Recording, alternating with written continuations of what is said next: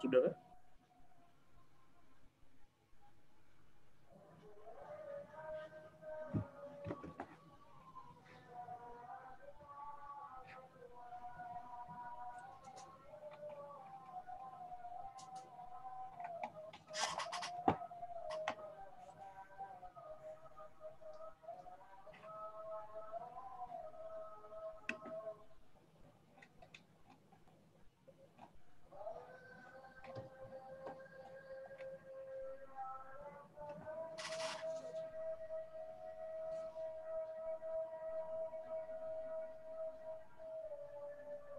Oke.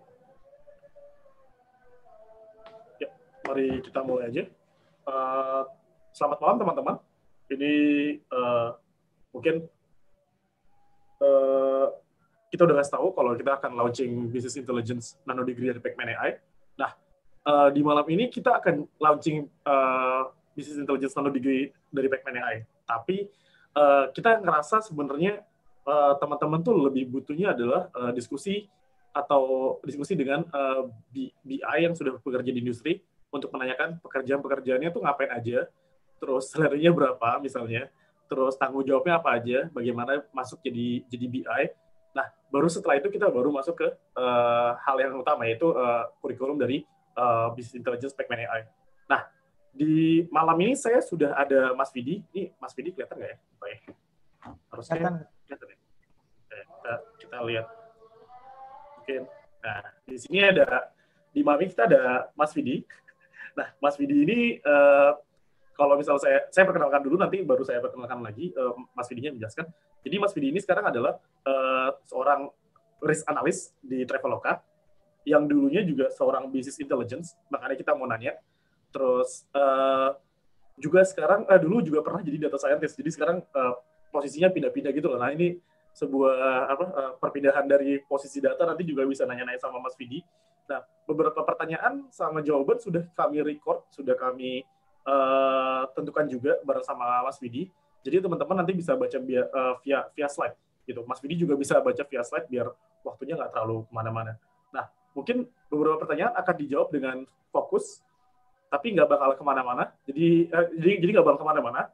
Nah, tujuannya adalah menghemat waktu, karena ternyata teman-teman di sini yang ikut dengan seminar kita, kebanyakan ternyata juga peserta dari kelas Python dan kalkulus, jadinya kita harus cepat-cepat selama 1 jam gitu. Nanti setelah itu mungkin bisa lihat rekamannya yang sudah kita foto-foto, yang teman-teman bisa konsumsi dengan mudah gitu. Jadi videonya kita potong-potong per sesi, nanti teman-teman bisa tonton videonya lagi.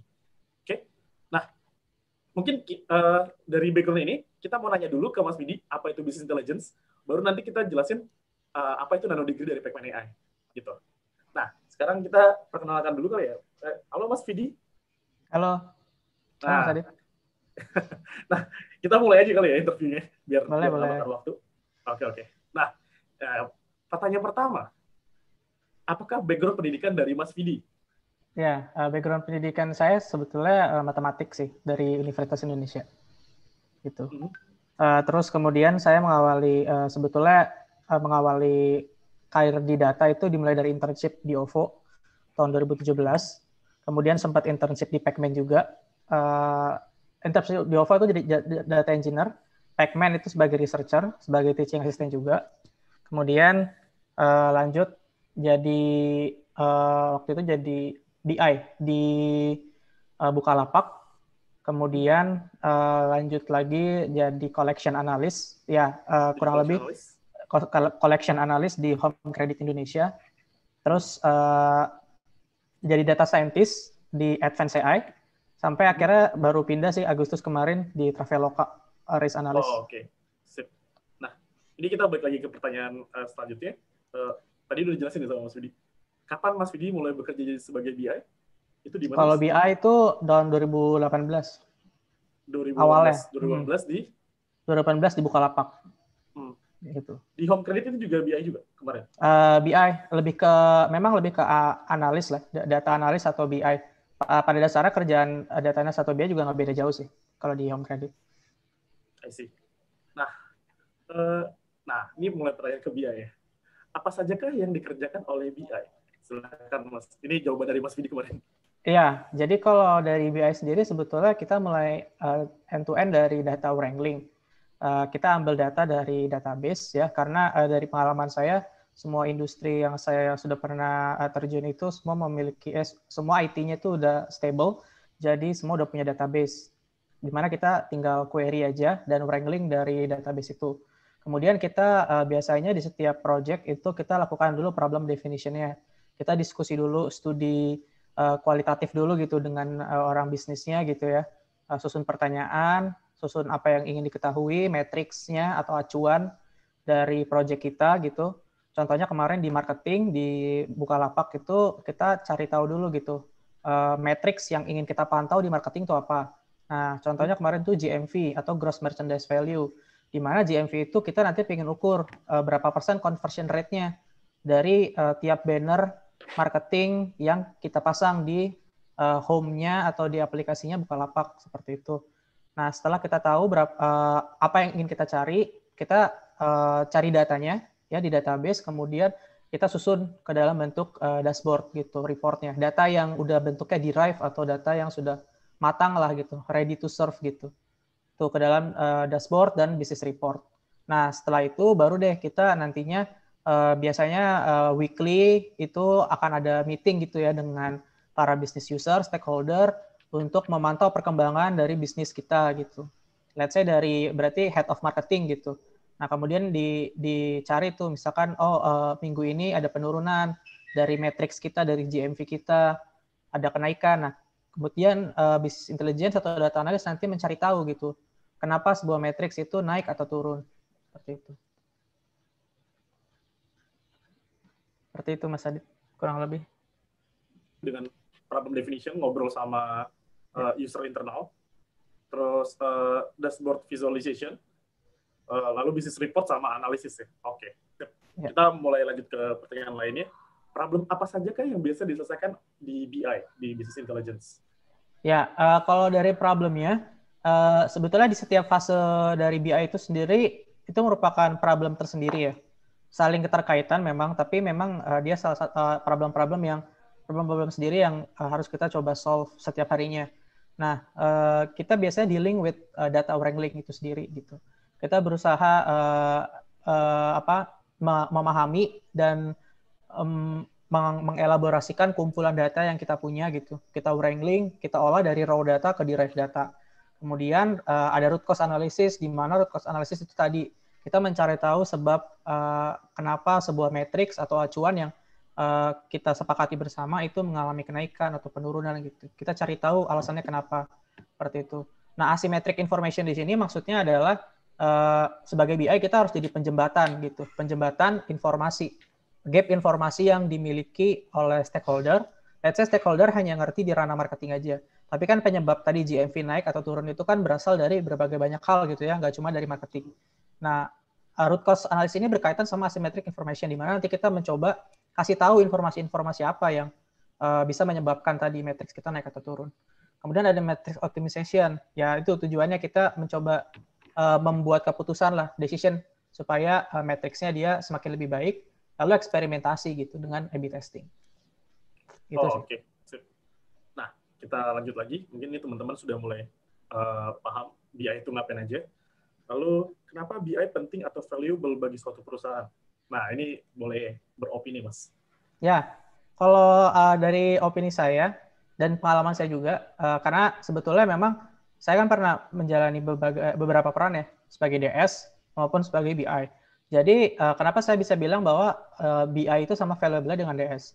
Bahwa BI itu, ketika kita berhasil menderive data dengan akurasi yang tinggi gitu ya, let's say kita dapat membuat suatu report yang sangat akurat gitu, sesuai dengan kondisi real dari perusahaan. Maka nantinya kita dapat melakukan decisioning support gitu ya kepada orang-orang bisnis itu secara lebih tepat gitu. Secara lebih tepat, it means kita tuh telah memberikan justifikasi yang sesuai dengan kondisi nyata. Nah, itu tantangan dari BI gitu. Bagaimana kita dapat membuat keputusan, mensupport bisnis atau stakeholder untuk dapat membuat keputusan yang tepat sesuai dengan justifikasi gitu. Jadi setiap keputusan yang dibuat itu berdasarkan angka gitu, berdasarkan data. Nah, itu yang saya bilang kenapa bisa sama impact-nya valuable dengan DS gitu. DS membuat produk yang dapat memaksimalkan profit gitu atau meminimalisir adanya kerugian. Nah, sama seperti BI yang nantinya dapat mengoptimalkan business decision gitu. Oh, kita pengen buka kategori penjualan yang baru. Oh, kita pengen ekspansi market ke tempat lain. Nah, itu kan setiap keputusan-keputusan itu berdasarkan data dan nantinya akan berdasarkan revenue gitu, target kita atau nantinya meminimalisir loss. Nah, itu sama pentingnya sih. Seperti itu. Oke. Jadi si BI ini penting banget ya karena dia adalah sumber informasi untuk mengambil decision yang optimal di dalam perusahaan, gitu kan? Okay. Yes. Nah, kalau gitu pertanyaannya adalah apa perbedaan dari data scientist dan business intelligence? Oke. Ini biasanya teman-teman banyak yang nanya kayak gini. Ya. Okay. Jadi sebetulnya perbedaan mendasar itu ada di outputnya sih. Kalau tadi kan sebetulnya udah cukup saya mention ya, kalau DS itu membuat data produk. Ya pada dasarnya BI dan DS itu juga sama-sama membuat data produk, tapi data produknya yang berbeda gitu. Kalau data produk dari BI itu adalah decision support gitu ya, dashboard, visualization, report, itu data produk juga yang diproduksi oleh BI gitu. Tapi sifatnya bukan automated gitu, automated decision making. Nah, bedanya adalah dengan DS itu memproduksi suatu barang ya berdasarkan data, based on data yang sifatnya automated gitu. Jadi kita membuat suatu produk yang diautomasi dengan algoritma. Algoritmanya apa? Algoritma machine learning ya, statistical model. Itu sih perbedaannya kurang lebih. Kalau saya menyimpulin, BI itu mengoptimalkan decision yang jumlahnya sedikit tapi sangat impactful. Kalau machine learning yang kecil-kecil tapi banyak banget gitu. Jadi beda ya. Beda di situ nggak sih, Mas? Karena kan betul Mas Adit. Jadi kan sebetulnya kan DS itu kan sifatnya repetitif banget. Kecil-kecil sih, tapi kan berulang terus gitu. Makanya kita pengen automasi kan dengan dengan algoritma tadi. Nah, tapi kalau BI kenapa bisa dibilang di sini sedikit namun impactful? Karena again tadi ya, kan kita tidak misalkan ingin membuka market baru gitu ya. Membuka market baru kan nggak setiap saat gitu. Nggak setiap saat bisa diotomasi kan. Itu kan butuh berbagai pertimbangan ya, kebijakan. Dan itu yang coba disupport oleh BI gitu. Sedikit ya, namun impactful gitu. Karena tadi based on data gitu. Report yang tepat dan akurasi tinggi seperti itu. Oke. Siap. Lalu pertanyaan selanjutnya. Apa saja skills yang dibutuhkan untuk jadi BI? Nah, kalau skills sebetulnya bisa dibagi jadi dua sih, soft skill dan technical. Nah, soft skill itu sebetulnya saya lupa mention kemarin itu ada kita perlu juga communication skill gitu. Communication skill supaya kita dapat berkomunikasi dengan business user atau stakeholder dengan baik. Kita dapat menyampaikan informasi yang kita temukan ke orang bisnis dengan baik ya. Selanjutnya juga ada business understanding ya, di mana kita harus memahami kondisi dari bisnis, product journey-nya, flow dari user journey-nya itu seperti apa. Sehingga nanti kita dapat memahami data-data yang ada di belakang kita juga. Kita paham konteks bisnisnya, kita tahu datanya datang dari mana. Nah, selanjutnya ada technical skills. Di mana technical skills ini itu tentunya kita butuhkan untuk nantinya memproduksi suatu analisa yang sangat bermanfaat itu tadi. Ya, technical skills saya itu terdiri dari data wrangling ya. Data wrangling itu sendiri kita bisa sebutlah itu kita butuh SQL skills atau query skills gitu. Kemudian ada descriptive statistik di mana nantinya ketika membuat dashboard kita perlu membuat berbagai macam visualisasi ya yang sesuai dengan kaidah-kaidah statistika deskriptif gitu. Kita harus tahu perbedaan mean dan median gitu. Terus kemudian persentil segala macam. Inference statistik ya itu juga kita nantinya perlu untuk melakukan eksperimen gitu ya. IB test itu kan mengambil keputusan based on dari sebuah eksperimentasi gitu. Bagaimana kita membuat suatu eksperimen yang sesuai dengan kaidah statistik gitu. Apa itu signifikansi gitu dari statistik. Nah, itu juga kita perlu skill-skill inference statistik, kemudian visualization tadi sih. Itu memilih bagaimana cara mempresentasikan data yang tepat gitu. Memilih chart yang tidak ambigu seperti itu. Oke, siap. Kurang lebih. Oke, terima kasih. Mari kita lanjut ke pertanyaan selanjutnya. Ini kayak membuat interview cepat dengan Bapak Vidi. Nah, untuk teman-teman yang lain bisa ditanyakan pertanyaan-pertanyaannya, nanti saya baca message-nya. Ini karena lagi nge-share screen, jadi biasanya saya nggak bisa baca message, tapi nanti saya minta sama admin untuk kasih tahu saya kalau ada pertanyaan-pertanyaan yang menarik. Jadi bisa dimulai dari sekarang untuk memberikan pertanyaan. Nah, apa perbedaan skills dari DS dan BI? Mungkin ini agak cepat tadi kalau ini ya. Iya, boleh. Kalau DS itu tadi ya, data produk yang automated pakai algoritma itu kan lebih ke software engineering dan modeling tadi. Nah, jadi intinya adalah DS tadi lebih banyak dia struggle dengan machine learning algoritmnya itu dan software engineering-nya gitu. Nah, bedanya dengan BI lebih ke deskriptif dan inference gitu. Perlu model, tapi model yang kurang lebih bisa di-explain gitu sih, explainable model lah. Kurang lebih kayak gitu. Oke, itu perbedaan skill dari DS dan BI. Kita lanjut. Bisakah menjadi seorang BI jika bukan dari math atau statistik atau computer science atau ya misalnya ada juga yang engineering ya background-nya ya. Atau bukan dari bisnis karena ini bisnis BI kan business intelligence.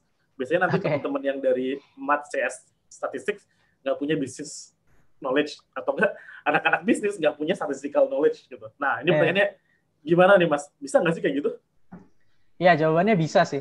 Jadi coba dipecah dulu ya. Kalau orang non-STEM atau non-Math, Stat, CS itu gimana? Nah, kalau dari teman-teman yang berasal dari non-STEM itu saya bilang tadi bisa karena pertama kita kan sebetulnya di sekolah itu belajar cara memahami suatu konteks ya. Konteks dari masalah, konteks dari suatu hal gitu. Nah, itu yang sebetulnya menjadi landasan juga gitu di mana nantinya kita harusnya bisa lebih paham bisnisnya gitu. Kita paham konteks masalah yang akan kita pelajari, akan kita selesaikan. Seperti itu. Nah, kemudian setelah kita mengerti tadi, bisa memahami konteks dari bisnis, kita nantinya kalau dari teman-teman non-STEM bisa pelajari teknisnya. Nah, teknisnya tadi skill-skill yang skill teknikal tadi yang saya sebut itu bisa teman-teman pelajari sih bersama dengan teman-teman dari BI yang background-nya dari STEM seperti itu. Nah, kalau orang non-bisnis, it means orang STEM ya, bisa gitu, asal ya banyak diskusi dengan orang bisnis gitu, memperlancar communication skill kita supaya kita nanti bisa berkomunikasi dengan tim bisnis lebih baik gitu ya, pelajari cara mungkin interview gitu ya, studi kualitatif ya, supaya nantinya bisa menyerap informasi bisnis gitu dari orang-orang tim-tim bisnis yang lain, gitu sih. Sip. Oke, ini buat teman-teman tadi yang nyoret-nyoret slide, tolong jangan diganggu dulu karena masih interview. Kayak tadi saya lupa matiin annotation-nya. Tolonglah kita biar fokus dulu gitu. Nah, ini pertanyaan lain adalah tools apa saja kah yang biasa dipakai di BI? Nah, ya, kalau tools yang dipakai BI itu basicnya teman-teman harus bisa Excel sih. Ya, jelas. Itu karena tools paling simple ya yang kita pelajari dari dulu bahkan sebelum kuliah itu Excel atau Google Sheet, kemudian SQL atau database gitu. Pelajari bagaimana skema database di industri yang cukup kompleks. Kemudian ada beberapa tools Tableau, Power BI, Redis, Looker, Metabase itu tuh untuk membuat dashboard visualization gitu. Nah, ya kurang lebih tools-toolsnya itu. Meskipun dashboard atau visualization bisa kita pelajari di Excel, tapi Tableau, Power BI, Redis, Looker, dan Metabase itu tools yang pada dasarnya ya nantinya bisa kita akses juga sih di industri dan berguna juga. Banyak commonly use lah di industri. Itu sih kalau dari tools. Ya itu berarti bisa disubstitusi ya, maksudnya kalau udah Tableau bisa udah nggak perlu Power BI, etc. Gitu. Ya. Ini yang menarik, kita pasti perlu Excel ya, Mas. Iyalah, betul Mas. Bahkan simple modeling seperti linear regression bisa dilakukan di Excel, Mas. Oke, siap. Seperti itu. Kita lanjut ke pertanyaan selanjutnya. Tolong sebutkan dong contoh pertanyaan yang ditanyakan saat interview BI. Nah, ini mulai ke interview. Oke. Nah, kalau interview itu sebetulnya dari pengalaman saya, pertanyaan yang biasa dilontarkan oleh interviewer itu ada beberapa. Pertama itu yang jelas pengalaman ya, atau proyek apa saja yang pernah dilakukan. Nah, tips dari saya adalah coba kita sebelum interview itu pelajari dulu gitu. Proyek-proyek apa saja yang udah pernah dilakukan dan bawalah calon user atau interviewer kita itu ke dalam masalah yang kita kuasai gitu. Jadi kalau bisa presentnya ya sesuatu yang udah kita kuasain. Jadi nanti ketika tanya jawab ya kita sudah tahu lah gitu luar dalamnya gitu. Kita bisa lancar. Oke. Nah, selanjutnya ada market sizing. Nah, market sizing ini pada dasarnya untuk mengetes kemampuan kita dalam memahami konteks dari bisnis itu.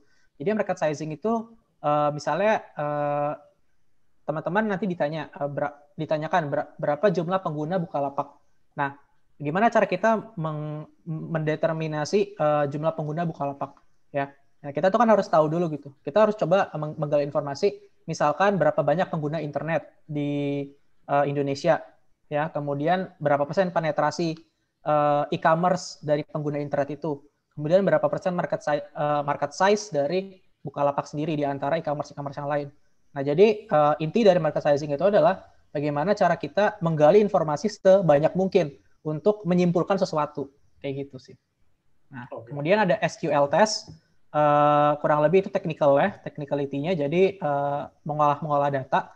Dan biasanya untuk perusahaan yang dia banyak produk-produk yang internet, ya, produk-produk yang apps gitu atau web, itu ditanyakan juga soal how to do experimentation gitu. How to create a proper experimentation framework seperti itu. Kayak gitu sih. Ini relatively Mas Vidi bilang nggak ada tes matematik atau tes statistiknya ya? Tes statistik sebetulnya nanti itu ini sih Mas. Jadi lebih nanti mengalir di project sih. Kalau project kan yang berkaitan sama data. Biasanya nanti ditanya-tanya misalkan metodenya apa gitu. Mengapa pakai matrix ini gitu. Oh, oke. Lebih ke project-nya di situ ya. Iya, dan project-nya itu di dalamnya nanti ada deskriptif, ada inference statistik juga sih. Oke. Soalnya beberapa teman saya nanyain bisa ngebantu nggak untuk ngetes teman-teman BI. Ya, terus karena mereka bukan dari BI, jadi mereka percayakan ke orang lain, yaitu saya, untuk ngetes teman-teman BI statistiknya gitu. Jadi mungkin ke depannya ya pasti ditanyain kali ya. Mungkin sekarang ini karena masih barrier to entry ke BI ini juga bagus di industri. Barrier to entry-nya ke BI itu jauh lebih rendah dibandingkan sama data scientist. Jadi bisa masuk asal kita beneran ngerti bisnis dan ngerti ke technical tadi. Jadi mungkin teman-teman bisa mencoba dibanding masuk data scientist dulu, bisa nyoba ke BI dulu. Betul. Nah, ini ada hal yang menarik nih. Biasanya expected salary, Mas. Ini expected salary-nya berapa, Mas? Iya. Oke, again ini based on pengalaman dan cerita dari teman-teman saya sama di industri sih. Selama kurang lebih 2 tahun lebih lah, hampir 3 tahun juga saya bekerja di bidang data. Kalau tahun pertama BI atau data analisis itu sekitar di angka 7 sampai 10 juta. Kemudian tahun kedua itu bisa nyampai belasan. Tergantung juga company dan kalau misalkan kita pindah juga current salary kita di company sebelumnya itu berapa, kita berani nego berapa persen gitu. Nah, terus senior atau itu kalau tahun pertama kita bisa bilang junior, tahun kedua middle lah atau associate gitu. Tahun ketiga senior gitu, let's say, yaitu bisa di angka 20-an gitu, let's say, atau mungkin bisa sampai angka 30. Lalu head of BI itu sendiri bisa 30 sampai 40 atau mungkin di atas 40 itu bisa sih. Tergantung perusahaan dan background dari orang tersebut. Gede juga ya. Saya mau jadi head of BI dong Mas kalau gitu. Silakan Mas. Oke. Nah itu salarinya ya. Tapi salarinya sangat tergantung dari perusahaan mana. Terus skill dari teman-teman. Nah ini tolong jangan disamakan sama Mas Vidi juga semuanya karena Mas Vidi itu udah melakukan internship dari tahun kedua atau tahun ketiga dia kuliah. Udah belajar banyak. Jadi dia bisa langsung naik cepat juga. Itu makanya teman-teman yang masih kuliah bisa tolong untuk internship dimanapun juga. Itu karena itu bisa mempercepat karir. Terus ini juga variansinya tinggi. Maksudnya dari Mas Vidi, ini kalau dilihat 7 sampai 10, 10 sampai 17, 30 sampai 40, makin tinggi posisinya, makin variansinya makin tinggi.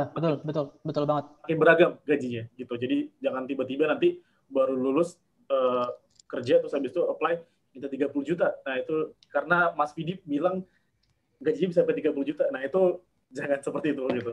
Itu nanti nanti teman-teman jadinya nggak bisa masuk ke industri dan nggak bisa kerja gitu. Nah kita lanjut lagi kali ya Mas ya. Nah, boleh. Nah ini adalah saran mengembangkan karir. Oke. Saran mengembangkan karir. Oke. Jadi mungkin kita set dulu dari mindset kali ya, atau mental model lah, mental model untuk mengembangkan karir itu. Pertama, kita harus tahu goal dari karir kita tuh apa. Let's say kita mau jadi generalis ya, kita mau jadi general atau spesialis. Nah, generalis itu kita harus kuasai end to end tadi. Kita harus kuasai end to end mulai dari understanding the business, understanding the data, ya, dealing with banyak banget hal di luar modeling. Nah, itu teman-teman harus pahami dulu bahwa data science itu bukan cuma modeling gitu. Modeling itu cuma hal kecil lah dari sekian banyak kerjaan yang sebetulnya harus kita lakukan di depan. Ya, jadi coba pahami dulu mental modelnya seperti itu, bahwa intinya adalah dan sebetulnya ini juga teman-teman, kita nggak semua masalah itu bisa diselesaikan dengan model gitu. Jadi model itu atau data scientist lah itu bukan magician ya, bukan sulap gitu. Nah, intinya kan apapun itu pekerjaan data ya, BI, data engineer, data scientist, intinya kita kan nantinya akan in the end kita akan solving the problem. Nah, mental model yang perlu ditekankan di sini adalah kita harus intinya mau untuk menyelesaikan suatu masalah dari solusi yang lebih simpel terlebih dahulu gitu. Nah, di BI teman-teman itu kenapa saya bilang di sini mulai dari BI dulu baru jadi data scientist. Nah, BI itu kita menyelesaikan masalah dengan hal yang sebetulnya dalam tanda kutip simple gitu loh. Kita nggak perlu masuk ke model buat selesaikan problem bisnis. Kita cukup lihat dari report gitu, dari trend, dari behavior, kondisi bisnis kita ya. Itu semua udah tersajikan di dashboard, di report yang kita bikin ya. Nah, dari situ nanti jadi suatu indikasi gitu, apakah kondisi bisnis kita ada masalah atau segala macam, yang nantinya bisa implikasinya ketika kita turun ke bawah terus, mencari tahu root cause analysis, ya nanti bisa ujung-ujungnya mungkin itu jadi suatu data produk gitu, bisa jadi suatu model atau segala macam. Nah, jadi intinya solving the problem itu tuh kita harus mulai dari hal simple. Dan seorang generalis, again tadi kalau bisa harus kuasain semuanya gitu. Kayak gitu sih. Nah, ya kalau starting karir untuk teman-teman, again bisa mulai dari BI atau data analis dulu. Dimulai dari yang barrier to entry-nya rendah tadi seperti dibilang Mas Adit, supaya teman-teman lebih cepat masuk ke industri. Lebih cepat masuk ke industri, lebih paham dulu tentang kondisi di industri gimana gitu. Datanya yang sangat kotor, problem case yang kompleks gitu, business understanding yang memakan waktu bahkan lebih lama ketimbang teman-teman sekedar ngelakuin modeling kayak gitu sih. Jadi itu dulu sih. Oke. Ini menarik sih, soalnya banyak yang teman-teman itu masuk ke jadi data scientist tiba-tiba belajar dari course Andrew Ng atau deep learning AI atau apa gitu, atau face AI, tidak tahu bisnis problem, terus tiba-tiba masuk, terus tiba-tiba langsung bikin modelnya apa juga nggak tahu, cuma tahu scikit-learn, TensorFlow doang, nggak tahu bisnis matrix-nya apa yang harus dioptimisasi, akhirnya diem aja. Terus di dalam perusahaan akhirnya nggak bisa ngapa-ngapain, terus dibilang data scientist nggak bisa deliver gitu. Ini menurut saya normalnya harusnya data scientist baiknya ya. Ini mungkin teman-teman punya opini lain, itu terserah teman-teman. Baiknya adalah dari BI dulu, baru ke data scientist, karena kalau dari kemarin diskusi sama Mas Vidi, kalau dari BI dulu, kita tahu gimana caranya komunikasi dengan teman-teman dari bisnis. Kita tahu gimana caranya convincing orang bisnis, kenapa sih kita pakai model ini? Kenapa sih pakai business matrix ini? Gitu. Itu satu. Udah biasa ngobrol sama orang bisnis. Yang kedua, dimulai dari hal simple dulu. Visualisasi. Ya, teman-teman sih kalau misalnya jelasin kayak factorization machine gitu ke recommender system gitu buat ke teman-teman bisnis, yakin mereka nggak bakalan paham dan mereka nggak bakalan mau tahu gitu. Tapi mereka bakal nanya, ini cara kerjanya seperti apa gitu. Nah, jadi bisa lebih mulai dari hal yang sederhana dulu kalau dari BI. Terus hal yang terakhir adalah bisa tahu bisa memposisikan model itu harusnya mengoptimalkan tujuan dari perusahaan, kalau Mas Vidi kemarin cerita gitu. Jadi kalau perusahaannya mau maximizing revenue, minimizing cost, gimana caranya dari model itu sampai di-convert jadi maximizing revenue dan minimizing cost gitu. Bukan maximizing area under curve atau maximizing accuracy gitu. Itu kan cuma proxy dari model. Proxy dari model belum tentu sama dengan proxy dari bisnis. Proxy dari bisnis, ya, betul. Dari business intelligence dulu, harusnya hal tersebut bisa dipahami ya, Mas ya? Ya, jadi semua itu jadi lebih make sense gitu. Kita tuh menggunakan matematik ya, statistik itu bukan cuma sekedar keren gitu, sophisticated gitu, bukan cuma sekedar hal yang fancy, tapi it really useful gitu for the business gitu. Jadi itu benar-benar meaningful dan nantinya kita membuktikan gitu bahwa teman-teman data itu dia punya impact di perusahaan kayak gitu sih. Oke. Nah, kita mungkin mulai ke pertanyaan ya, gimana sih open? Saya mau lihat chatnya dulu ya. Just chat. Oke, ini gimana cara chatnya? Chatnya. Kita mau jawabin pertanyaan teman-teman satu-satu. Gimana Pak Badar? Ini mungkin dari Pak Badar kali ya? Oke, untuk nunjukin chatnya. Pertanyaannya. Mungkin dari Mas, gue akan sebutkan satu-satu kali ya untuk pertanyaannya. Yeah. Dari Mas Abiyu Ramadan ini ada yang dia bertanya, BI kan lebih ke pemahaman bisnis ya. Bagaimana caranya sih untuk memahami business metrics? Nggak kedengaran Mas, gimana? Sorry, pertanyaan tadi. BI kan lebih ke pemahaman bisnis ya. Gimana caranya untuk memahami business metrics? Oke, ini saya kasih waktu 15 menit lah ya buat tanya jawab. Gimana, Fit?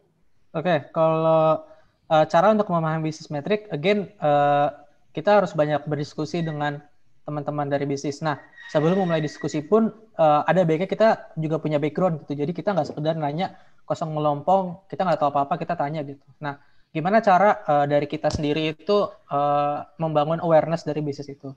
Ya, sebagai orang teknis kan mungkin kita, bodo amat gitu sama bisnis gitu.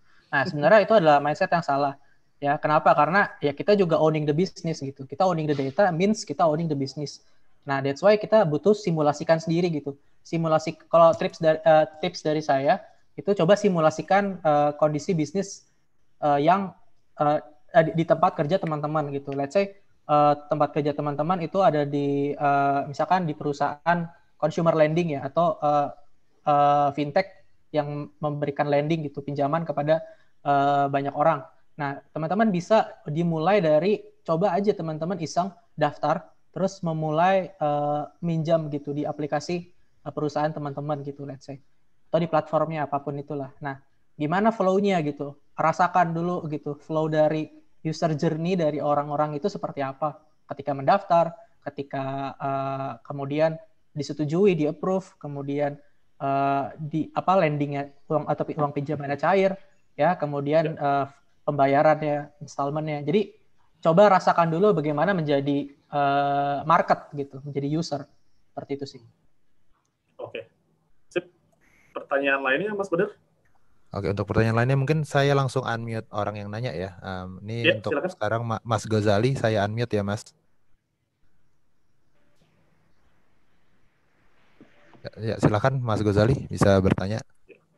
Ya, halo Mas Fidi. Halo. Halo ya, aku mau nanya Mas, kalau sertifikasi yang powerful untuk apply ke BI itu apa aja ya? Kan contohnya kalau DS itu kan ada IBM DS Professional Certificate. Kalau BI itu apa? Mas Adit mungkin ingin menjawab nggak, Mas? Nggak, takut bias. Silakan Mas Vidi aja yang jawab. Oke. Sebetulnya Mas, kalau boleh jujur, saya nggak pakai sertifikat sih. Itu kalau saya ya. Jadi Mas kalau mau ambil sertifikat itu juga nggak masalah pada dasarnya. Apapun sertifikat itu welcome to, maksudnya jujur waktu interview di perusahaan-perusahaaan yang pernah saya tempat saya kerja itu pertama belum pernah ditanya sih sertifikatnya apa, dari Bukalapak, Home Credit, Advance AI sampai Traveloka pun juga nggak pernah nanya sertifikat, tapi lebih ke nanya skillnya yang dimiliki gitu oleh teman-teman sih gitu. Jadi mungkin yang perlu di garis bawahi dan ditekankan itu skill yang dikuasai sih, bukan banyaknya sertifikat yang kita punya. Kalau menurut saya sih itu, Mas. Ya. Kalau saya mungkin bisa nambahin, kayak di industri kita nggak pernah ada yang mengakui sertifikasi dari IBM atau apapun juga. Ya terserah Mas bisa cek sendiri, boleh tanya sama teman-teman yang lainnya, sertifikasi berguna atau enggak. Menurut saya nggak ada guna sama sekali. Even kami di Pacman AI tidak menganjurkan menggunakan sertifikasi kami untuk mencari pekerjaan, karena sertifikasi kami tidak ada gunanya. Gitu. Yang berguna dari kami adalah ilmunya. gimana cara bikin project, gimana cara bikin skill-nya itu bisa converted ke skill BI gitu. Jadi ilmunya lalu bikin project itu lebih berharga dibandingkan bikin sertifikasi gitu. Itu sih menurut saya. Oke. Mungkin pertanyaan lain nih kali ya. Oke, nah ini nyambung nih sama pertanyaannya Mbak Yayak sekarang terkait untuk bikin portofolio. Mungkin Mbak Yayak bisa langsung menanyakan pertanyaannya. Mbak atau Mas? Mas ya, Masnya. Oke, saya langsung. Halo. Ya.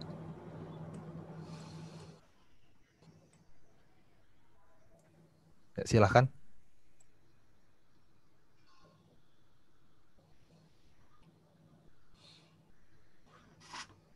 Suaranya tidak muncul ya. Baiklah, saya yang menyebutkan aja pertanyaannya. Jadi Yayak bertanya, kalau untuk orang yang baru yang ingin menjadi BI untuk bikin portofolio atau untuk jelasin suatu project yang pernah kita kerjain, itu baiknya gimana ya? Soalnya juga belum pernah dapat project atau semacamnya. Terima kasih, Kak. Oke. Mungkin coba saya jawab aja.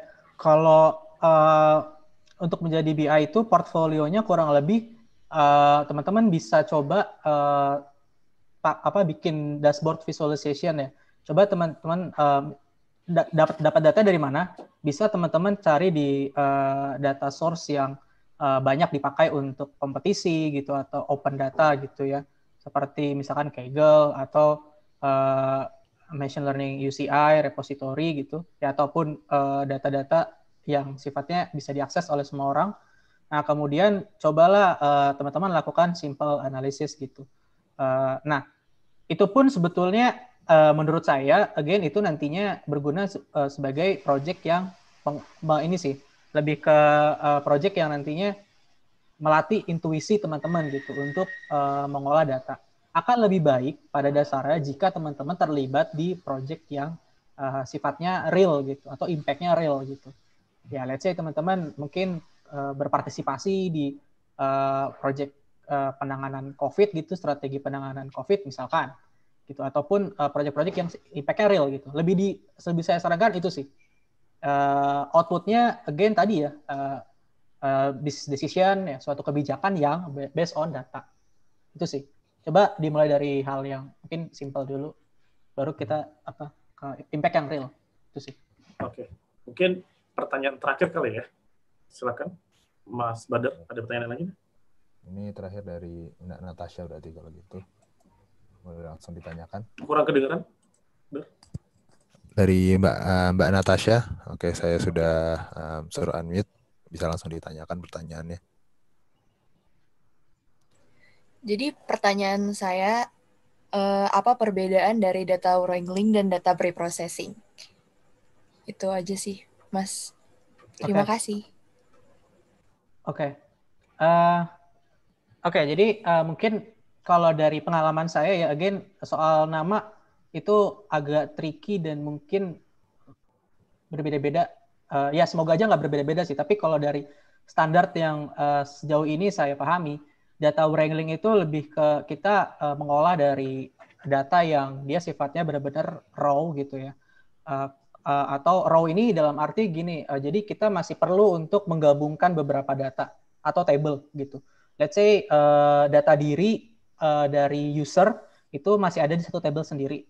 Ya, let's say kita butuh historical atau kita butuh report dari transaksi, ya, report dari transaksi selama sebulan.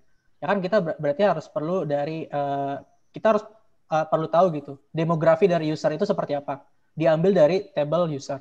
Kemudian kita harus join dengan table transaksi gitu atau data-data transaksi. Nah, penggabungan dua data ini itu biasanya kita sebut dengan wrangling seperti itu. Nah, kemudian pre-processing itu mungkin contohnya lebih ke nantinya kita dari data yang udah kita dapat tadi, data historical transaksi, kita ingin melakukan analisa tambahan gitu. Let's say kita ingin menganalisa misalkan root cause-nya, root cause analysis gitu. Demografi seperti apa saja yang dia mengalami kenaikan atau penurunan transaksi gitu. Jumlah transaksi. Nah, kita bisa melakukan pre-processing itu dari data yang sudah matang gitu. Itu data dari data yang sudah derive gitu. Seperti misalkan kita nanti bisa melakukan, misalkan ya, nama-nama kotanya itu belum standar gitu. Let's say dari demografi itu kita tahu asal dari masing-masing user itu dari Jabodetabek, tapi nama dari Jakartanya sendiri ada Jakarta Selatan, Utara, Timur, itu masih campur aduk dengan nama bahasa Inggris gitu. Misalkan ada North Jakarta atau Jakarta Utara gitu ya, West Jakarta dan Jakarta Barat gitu ya. Nah, preprocessing itu sebenarnya nanti gunanya ketika data yang udah jadi itu kita standarisasi nama gitu sih, lebih kayak benar-benar lebih rapi ya gitu. Kalau dalam bisnis intelligence sih itu kurang lebih. Oke, jadi itu pertanyaan terakhirnya. Nanti bisa ditanya lagi via Twitter Pacman kalau misalnya ada yang mau. Boleh. Bisa di Twitter Pacman. Ini lagi di mana ya? Ya, gitulah ya. Bisa di Twitter Pacman AI. Teman-teman bisa nanyain sekarang atau mention dari post yang tadi saya baru kirim tentang slide-nya. Nanti saya jawab satu-satu. Mungkin juga kalau Mas Vidinya lagi nggak sibuk bisa dijawab, tapi Mas Vidinya abis ini ngajar di Pacman AI, oke, di sini. Nah, saya lanjut ke diskusi untuk Business Intelligence dan Degree. Jadi terima kasih Mas Vidi sudah menjelaskan apa itu BI secara panjang lebar, sampai gajinya, sampai disarankan karirnya, gitu. Baru 3 tahun bekerja tapi sudah melalang buana kemana-mana, ke perusahaan asing dan di mana-mana juga. Gitu. Terima kasih sekali. Ya. Siap. Nah, sekarang saya akan menjelaskan tentang Business Intelligence Nano Degree. Nah, Business Intelligence Nano Degree ini, kalau kemarin itu kita sudah bikin kurikulumnya adalah seperti ini. Untuk Business Intelligence atau Research, isinya adalah visual, database, sampling, A/B testing, questionnaire project gitu. Nah, beberapa orang bermasalah karena definisi dari Business Intelligence, ketika saya nanya sama teman-teman yang ada di Gojek, teman-teman yang ada di Traveloka, teman-teman yang ada di Bukalapak, itu berbeda-beda untuk skill-nya gitu. Dan saya dapat masukan dari teman saya, yaitu Mas Ramda. Ini terima kasih Mas Ramda sudah memberikan masukan yang sangat baik. Kalau skill untuk kalau bisa, ada orang yang bisa questionnaire design, ada orang yang bisa A/B testing, ada orang yang bisa visualization dan database, terus bisa komunikasi dan ngerti bisnis. Pertanyaannya adalah, itu harganya berapa, Dit? Gitu. Jadi Mas Ramda nanya ke saya, itu kalau ada orang yang kayak unicorn kayak gitu, harganya berapa, Dit? Gitu. Terus saya pikir, oh ya kayaknya nggak bakalan ada sih orang-orang kayak gitu. Jadi kebanyakan orang pekerjaannya terpisah-pisah. Walaupun di BI, dia ada yang fokus ke dashboard doang, ada yang fokus ke experimentations, ada yang fokus ke misalnya questionnaire design gitu untuk FGD. Nah, jadi kita bikin kurikulum yang lebih ringan. Itu cuma 5 pertemuan doang, yaitu Python, data wrangling, seperti yang tadi Mas Vidi jelaskan, kalkulus. Ini kenapa pakai kalkulus, Mas? Karena harus ngerti matematik dasarnya gitu. Kalau enggak nanti min nggak ngerti, median nggak ngerti, misalnya distribusi juga nggak ngerti. Ini buat bahan nanti ketika belajar statistik jika dibutuhkan. Visualization dan database gitu. Database-nya SQL ya. Ini adalah kurikulum yang sekarang. Jadi teman-teman cuma butuh ngambil 5 mata kuliah di Pacman AI dan sudah bisa jadi business intelligence harusnya. Gitu. Nah, ini adalah kondisi sekarang gitu. Jadi teman-teman tadinya yang mikir kayak kalau misalnya jadi business intelligence di Pacman AI harus ambil 11 courses gitu. 11 courses tuh imply kira-kira 12 bulan lah ya, 12 bulan. Tapi kalau sekarang dapat 5 mata kuliah aja sebenarnya sudah bisa gitu. Asal posisinya adalah business intelligence yang posisinya paling bawah ya, in entry level gitu. Namun kurikulum ini selalu bisa diupdate. Jadi kalau misalnya teman-teman butuh tadi business intelligence dari Python, data wrangling, calculus, dan visualization, terus tiba-tiba disuruh menjadi experimenter atau A/B tester, ngetes model, ngetes policy, ngetes marketing, ngetes marketing campaign, ngetes conversion rate dari user. Itu kan A/B testing atau experimentations. Nah, itu butuh skill tambahan lagi gitu. Nah, jadi dasarnya sebenarnya adalah 4 atau 5 dari course ini. Tapi kalau misalnya teman-teman butuh course tambahan, itu selalu bisa diupdate gitu.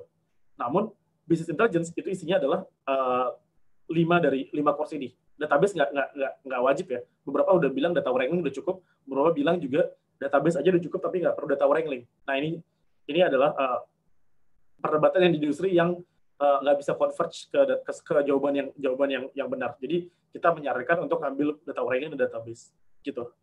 Nah, waktunya berapa lama untuk selesaikan ini? Waktunya adalah 6 bulan. Jadi 6 bulan teman-teman bisa selesai menjadi business intelligence gitu. Nah, biayanya berapa? Biayanya adalah 6 dikali 800.000. Jadi karena ada 6 bulan, ini harusnya bukan 6 bulan, harusnya 5 bulan. 5 mata kuliah, tapi 6 bulan nyelesainnya, yang harganya 4 juta, lalu bisa jadi business intelligence gitu. Nah, bedanya antara kelas Pacman AI dengan kelas lain ya, mungkin ada teman-teman yang pernah di tempat lain lah ya, tempat lain yang banyak itulah semuanya. Biasanya mereka cuma ngajarin Python dengan basic sekali, statistik dengan basic sekali, business understanding dengan basic sekali, lalu nggak siap kerja, nggak ngerti, tahu semuanya tapi sedikit-sedikit. Nah, di sini kita memperlakukan kelas ini seperti teman-teman kuliah. Jadi kalau teman-teman kuliah biasanya ada 16 kali pertemuan, 2 jam setiap kali pertemuan, ada tugasnya, ada ujiannya. Ini beneran kayak kuliah gitu. Dan waktunya selama 2 bulan. Jadi teman-teman bisa santai-santai. Harganya cuma 800.000. Nggak berat sama sekali gitu buat teman-teman. Nah, itu masalah harga dengan waktu. Nah, di dalamnya setelah setiap kali teman-teman selesai dari business intelligence atau pernah ngambil sekali dari satu business intelligence course, teman-teman bisa bikin project lab. Jadi kalau misalnya Mas Vidi tadi bilang gimana cara kita bisa bikin project-projectnya yang impactful. Nah, ini kita mengumpulkan data-data dari NGO atau kebutuhan dari NGO sama perusahaan-perusahaan private dari private sector Indonesia, itu dikumpulkan, terus mereka butuh apa? Nah, kita bisa bikinin project-nya satu persatu. Project ini gratis, jadi teman-teman bisa bikin project ini di dalam Pacman, terus bikin portofolio, lalu disebarkan ke mana-mana. Misalnya kayak, oh ini project saya, dashboard saya di Pacman bikin COVID-19 buat daerah Sulawesi Selatan misalnya gitu. Terus, oh ini project BI saya untuk eksperimentasi ganjil genap misalnya gitu. Itu bakal banyak proyek-proyek seperti itu yang datangnya dari NGO dan private sector yang gratis dan ada yang nge-lead gitu. Teman-teman bisa masuk secara tim ataupun perorangan, tapi itu bakal terserah dari teman-teman dan setiap dari project itu ada levelnya. Misalnya satu level, misalnya project untuk dashboard COVID-19 mungkin ada yang cuma bersihin data, ada yang bersihin data sampai visualization, ada yang sampai statistic experimentations, ada yang sampai decision making. Jadi levelnya beda-beda semuanya. Jadi teman-teman bisa masuk dari tergantung levelnya. Nah, kalau pertanyaan lainnya adalah gimana kalau saya pengen belajar apa? Ini junior data scientist ya. Ini contohnya cuma junior data scientist. Kalau misalnya saya pengen belajar dari BI, tapi saya udah ngerti Python, udah ngerti kalkulus, tapi saya pengen belajar cuma data wrangling sama visualization aja. Ya kira di dua ini ya, data wrangling dan data visualization. Nah, teman-teman bisa ngelakuin placement test, terus kita akan masukkan teman-teman ke dalam course data wrangling dan visualization. Kalau prerequisite-nya cukup. Jadi kalau data wrangling sama visualization itu adalah prerequisite-nya adalah Python. Jadi nanti teman-teman akan dites Python. Kalau tes Python-nya bagus, teman-teman bisa masuk ke data wrangling dan visualization. Jadi nggak perlu ngambil semuanya ya. Jadi tinggal ngambil apa yang dibutuhkan aja gitu. Asal prerequisite-nya teman-teman sudah bisa semuanya. Oke. Nah, sekarang kelasnya gimana bentuknya? Kelasnya bentuknya live, 1 kali 2 pertemuan. Ada kelas live ya. Ada kelas live yang 1 minggu 2 kali pertemuan dari bebas dari jam ini 1 minggu ada 2 kali pertemuan. Ini 1 minggu 1 kali pertemuan misalnya dari jam 8 sampai 10 malam di weekend. Terus teman-teman bisa bertanya, bentuknya kelas review, terus bisa nanyain tentang tugas, tentang apa yang tidak dimengerti. Nah, sebelum dari kelas live ini, itu ada namanya kelas video. Kelas video jadi teman-teman kayak di Coursera, ini benar-benar saya ngambil dari Coursera. Terus materinya itu ada di dalam video, teman-teman bisa ngoding, bisa video di dalam, ada sambil nonton video di dalam Jupyter Notebook teman-teman di Pacman AI. Kalau teman-teman yang sudah ikut mesti tahu ada Jupyter Notebook di dalam siswa Pacman AI. Lalu itu bebas waktunya kapan aja. Nanti pas lagi akhir minggu, teman-teman bisa menanyakan materinya, gitu, sama dosennya langsung. Nah, kalau sekarang stuck saat bikin video, saat nonton video dan stuck, teman-teman tetap masih bisa nanyain di dalam discourse, gitu. Oke. Nah, sekarang dari kelas reviewnya ini, cuma satu kelas sesi review sekali. Jadi kalau kemarin teman-teman banyak yang bilang, aduh 2 kali seminggu tuh banyak banget mas. Saya pengennya ada yang self-paced, ada yang bertemu. Saya masih mau self-paced dan video asal ada yang ketemu tetap muka biar bisa nanya. Nah ini ada kelas review di akhir minggu tadi. Oke. Nah caranya gimana untuk ikut dari cara mendaftar dari kurikulum BI ini adalah dengan pilih kelas di kurikulum BI. Jadi nggak ada cara, wah ternyata harus bayar ya mas, nanti harus bayarnya berapa gitu. Itu nggak ada ya. Tidak membayar. Kurikulum ini cuma adalah pengelompokan saja. Jadi teman-teman saya mengelompokkan untuk teman-teman biar nggak bingung. Teman-teman tinggal milih kurikulum yang dibutuhkan sama teman-teman semuanya. Oke, yang ini adalah berarti kurikulum BI. Berarti tadi contohnya adalah Python, data wrangling, mathematics untuk data, lalu visualization dan database. Jadi ngambil itu aja yang dibutuhkan, lalu nanti bisa dibuka project lab dan lain-lainnya gitu. Oke. Nah, kalau teman-teman tertarik untuk mendaftar, bisa lihat di Bitly browser Pacman AI. Ini kita sekarang sudah membuka sekitar 4 mata kuliah yang ada di dalam course BI. Oke, yaitu Python Calculus, Nah, di sini ada, teman-teman lihat langsung. Di sini ada kelas Python, ada penjabarannya. Lalu ada Calculus, atau tadi matematika dasar untuk data. Namanya diganti doang, kata orang-orang Calculus nakutin. Ya, itu salah. Gitu. Kita ikutin aja deh. Data wrangling, bersihin data, gimana cara bersihin data, terus habis itu data preparation, etc. Lalu data visualization di dimensi 1, dimensi 2, exploited data analysis, etc. Semuanya sampai analisis datanya, bagaimana menganalisa data dengan menggunakan visualizations. Ini di data visualization. Oke, itu adalah 4 course yang dibuka sekarang. Nanti di masa depan kita akan buka yang database sama A/B testing dan lain-lain jika dibutuhkan sama teman-teman semuanya. Begitu. Nah, kalau misalnya mau mendaftar, teman-teman bisa mendaftar dengan link si Bukalapak ini. Jadi kita sekarang udah nggak minta transfer teman-teman ke akun Pacman, tapi langsung beli di Bukalapak. Oke, di Bukalapak itu ada ini belum kita buat. Nah, ini cuma ada kelas Desember yang standar. Itu kita kemarin memutuskan karena tidak banyak yang mau belajar statistik, time series dan lain-lain, jumlahnya sedikit, jadi kita sekarang cuma bikin yang kelas standar aja, 1. Tapi ini kelas standar doang. Kelas standar itu untuk buat 60 orang peserta di dalam satu kelas. Terus dari sana nanti teman-teman bisa pilih kelas apa yang mau dipilih, Calculus, Python, terus data wrangling, visualization. Karena nanti setelah beli ini, nanti ada admin yang bakalan kontak untuk teman-teman mendaftar atau memilih kelas. Jadi bayar dulu, nanti ada admin yang kontak teman-teman untuk memilih kelas. Habis itu teman-teman bisa ikut di bulan Desember, gitu.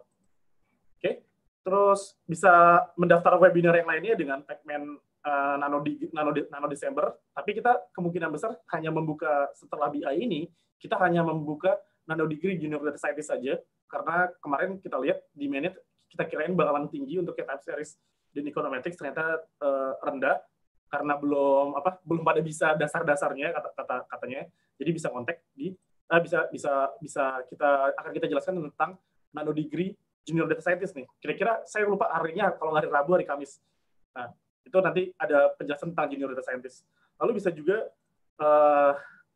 bikin kontak WhatsApp singkatnya Pacman ya, tentu saja ini walaupun tidak ada Pacman-nya, tapi ini Bitly WA singkat Pacman, ini bisa langsung kontak nanti sama tim administratif kita, gitu.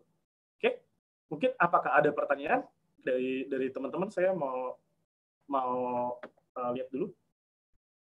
Ini chatnya. Kak, yang Desember itu satu kelas 900.000 bukan 450.000? Iya, yang di kelasnya 900.000 bukan 450.000, karena yang 450.000 itu akhirnya kita hilangkan karena kita butuh kelas ya. Kalau 450.000 kita butuh 240 orang dalam satu kelas, dan itu kayaknya susah banget untuk dicapai karena di Indonesia kayaknya nggak terlalu banyak segitu. Berapa kali cicil Kak? Tidak ada cicilan, atau enggak kalau mau nyicil bisa di Bukalapak sih. Oke, nanya aja langsung di chat sini ya. Terus di brosurnya saat ini alumni Pekmen sudah di mana saja Kak? Ya, alumni Pekmen salah satunya ada di Traveloka, ada di OVO, ada di Gojek, ya ada di perusahaan-perusahaan besar sih. Dan dari perusahaan besar sampai perusahaan kecil juga ada, tergantung dari posisinya. Ada yang di Dana, ada yang jadi head data scientist gitu, ada yang di Singapura gitu. Oke. Terus untuk project lab ada mentornya Kak? Yes, ada mentornya. Oke. Apakah placement test sudah termasuk di biaya 4 juta tadi? Tidak termasuk di dalam biaya 4 juta tadi karena placement testnya tadi gratis. Jadi teman-teman bisa ngambil langsung terus gratis. Itu nggak belinya 4 juta ya. Jadi teman-teman bisa ngambil satu kelas dulu, satu kelas, jadi 800.000. Kalau nggak, ngambil 2 kelas biar teman-teman. Sekarang banyak yang pada kecewa karena, aduh harusnya kemarin kita ngambil 2 kelas karena sekarang jadi cuma bisa ngambil 1 kelas doang. Karena teman-teman yang ngambil kalkulus sekarang cuma bisa ngambil hal yang matematis. Kalau yang ngambil yang sekarang di Python dan kalkulus bisa ngambil data wrangling dan data visualization. Jadi saran saya bisa ngambil dua course. Kelasnya nanti online atau offline? Keduanya. Online. Semua kelas online, ada yang dari recorded video, ada yang via Zoom kayak kita sekarang ini. Oke, Mas Komang. Kalau pernah ambil kelas kalkulus di Pekmen AI bisa diganti subjeknya dengan yang lain, nggak masa bisa aja, terserah. Tapi kalau misalnya ini kan sebenarnya pengelompokan doang, pengelompokan dari business intelligence. Terus udah, Mas saya tadi udah. Tadi Mas Vidi mention bahwa model yang dibuat di BI lebih fleksibel. Apakah ini berarti yang dibuat di DS bisa less explainable? Iya, bisa dibilang seperti itu karena model di machine learning data scientist banyak yang tidak bisa dijelaskan, misalnya kayak computer vision gitu. Itu less explainable, tidak ada business matrix-nya, tapi langsung ke akurasi gitu. Oke. Saya langsung lanjut ke bawah lagi. Mungkin 3 menit lagi kita selesai. Kalau masih ada yang mau nanya, silakan. Background-nya kampus jurusan berpengaruh nggak Kak untuk mendapatkan pekerjaan? Saya dari ekonomi, dari manajemen. Saya jadi data scientist udah 6 tahun. Sampai sekarang, ya karir saya, menurut saya, masih baik-baik saja, bahkan jauh lebih baik dibanding teman-teman saya. Gitu. Menurut saya. Gitu. Kak, untuk kita yang saat ini sedang ikut kelas kalkulus dan Python, apakah sama materinya dengan kelas nano degree? Sama banget. Jadi ntar teman-teman yang sudah ngambil Python dan kalkulus, itu tinggal ngambil data wrangling dan data visualization, lalu juga bisa project lab gitu di bulan sekitar Desember atau Januari. Oke. Kalau sudah menyelesaikan kelasnya, ada jaminan dapat kerja nggak? Yang enggak gitu. Kita sertifikat aja kita aja nggak menjamin sertifikat kita bisa berguna gitu. Yang bisa menjamin teman-teman bisa bekerja adalah portofolio yang dibangun sama teman-teman. Please fokus ke hal itu ya. Ini sangat-sangat saya sarankan. Saya udah bekerja di industri selama 6 tahun. Saya sudah interview ratusan orang di data scientist dan business intelligence. Nggak pernah saya ngeliat sertifikat itu berguna. Terus dapat kerja nggak? Tidak pernah ada tempat training yang menjamin pekerjaan. Yang ada adalah tempat training yang bilang akan diusahakan bekerja, akan diusahakan mencari pekerjaan. Itu berbeda. Itu cuma word service, lip service lah gitu. Kalau nanti ada pekerjaan buat teman-teman, padahal dia cuma mencarikan doang. Kalau nggak ketemu, ya udah. Bisa ditanyain ke teman-teman yang ada di tempat training A, B, C, D, E, F, G, silakan ditanyain. Mungkin teman-teman bisa tanyain sendiri, mungkin bisa mention di Twitter juga. Kalau saya di training di tempat apa sampai sekarang tidak pernah dicarikan pekerjaan misalnya ujung-ujungnya. Oke. Kalau udah menyelesaikan kelasnya ada tadi di akhir kuliah ada nilai project showcase atau gimana Kak? Ya, itu di setiap kuliah, bukan di setiap kuliah tapi bentuknya adalah project lab. Jadi bentuknya portofolio gitu. Materi Python-nya lebih ke programming atau lebih ke library data analysis seperti Pandas dan gitu Kak? Beda materi. Kalau misalnya Mbak Sela ngelihat di Python-nya itu lebih fokusnya ke software engineering. Kalau Python ya, bisa dilihat sendiri di silabusnya yang di link bit.ly browser Pekmen AI ini. Kalau yang Pandas atau bersihin data, itu ada di data wrangling. Dan itu bukan bagaimana cara menggunakan library, tapi bagaimana cara membersihkan data. Karena library-nya diganti, mungkin caranya bakal sama. Mau pakai SQL, mau pakai Pandas, nanti bakal sama. Kak, placement test itu untuk dia kan ada programming tuh. Kalau background-nya non-IT gimana tuh Kak? Ya Mbak Putri Legogeninya tinggal ambil materi Python gitu. Kenapa harus diadakan placement test? Karena nanti Mbak masuk dengan teman-teman yang sudah punya background Python, terus Mbaknya nggak ngerti Python, Mbaknya akan memperlambat tim. Jadi kita akan mengeluarkan Kita nggak mau hal itu terjadi, kita mau mengeluarkan orang yang belum bisa Python dari course tersebut, misalnya course-nya dari data visualization. Tapi kalau mbaknya mau ngambil Python, mbak bisa langsung belajar dari nol. Itu prerequisite cuma bahasa Inggris. Untuk mengambil course, bisa ambil 2 kelas dalam 2 bulan, atau cuma 1 kelas, bisa ambil 2 kelas. Ya, itu maksimal ya. Tapi kalau lebih dari itu bakalan bentrok. Kak, kalau udah ambil Python saja bisa langsung ambil data oriented visualization nggak? Karena pernah dapat mata kuliah di kalkulus. Oh, bisa langsung ambil ke visualization sama Wrangling. Oke. Untuk menjadi seorang data scientist, wah ini udah mana-mana ya. Untuk menjadi seorang data scientist harus ngambil kelas biaya dulu, apa harus langsung atau enggak, Kak? Terserah. Kalau saya sih sama Vidi menyarankan dari BI dulu baru ke data scientist. Tapi kalau langsung data scientist, ya itu boleh juga, nggak masalah sama sekali. Oke? Mungkin sampai di situ aja. Kalau misalnya pasti ada pertanyaan, silakan ditanyakan di Pacman AI. Ini Pacman AI, bisa ditanyakan via DM atau di mention kami. Nanti kita akan jawab satu-satu. Oke? Terima kasih semuanya. Oh ya, early bird-nya sekarang masih ada sampai tanggal 2 berapa? Dar? Unmute, Dar. Iya, sorry. Untuk hal early bird masih ada sampai tanggal minggu depan. Sampai minggu depan kita untuk sampai minggu depan. Ya, early bird-nya masih ada sampai minggu depan. Kalau setelah itu harganya jadi 1 jutaan. Oke, sip. Terima kasih. Mari kita mulai ke kelas di Pacman ini. Sekarang udah ada Mas Vidi udah mulai siap di kelas. Terima kasih semuanya. Terima kasih semuanya.